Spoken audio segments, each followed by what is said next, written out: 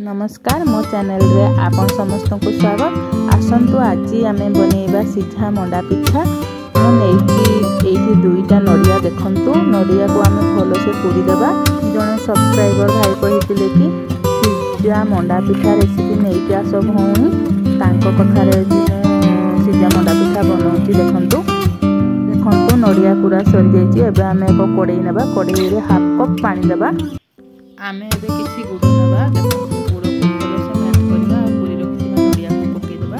देखंतु नड़िया भाजी हो गलानी। एबे आम जंतणी पई प्रस्तुत हेबा। जंतणी पई एक पात्र नेबा। एठी मु 3 लिटर पानी नेउची।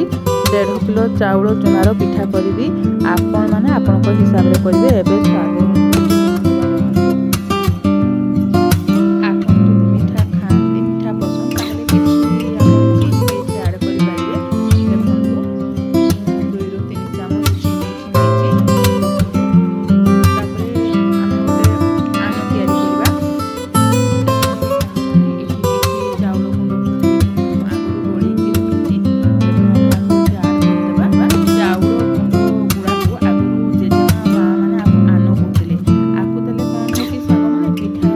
सॉफ्ट और नरम हुए। आसंतु देखा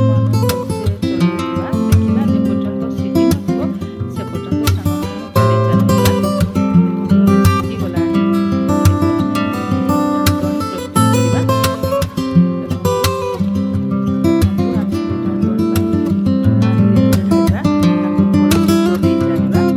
देखु सांग अल्प अल्प चूना देकी घाटुवा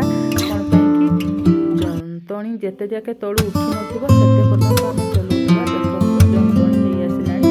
एबे आम गोटे जगह रे पानी देके ताकू चेक करबा जंतणी हेछि कि नै। देखो मो हाथ रे भी लागु नै,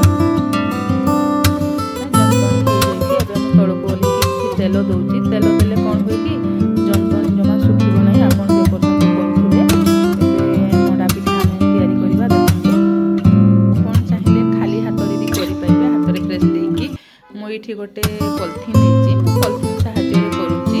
आगरू एठी मु छांचरे पानी गरम कर रखिछि। खाली छांचरे ता ऊपर तेल दे दूची। आ सब पिठा को जे रखि दूची सांग माने तेल देले कोन हो कि सांग माने पिठा तळे टिके भी लागिबो नै। ए परि भाबरे सब पिठा काठी देबा सांग माने। देखंतु आमे एबे घोडणी पकेइ देबा। 10 रु 15 मिनिट सांग माने छाड़ देबा सिजिबा पई। देखंतु सांग माने पिठा सिजि गलानी। एबे आमे पानी हाथ हेकी पिठा टी गोटे गोटे की काढिबा। देखंतु सांग माने पिठा सिजि जाइछि।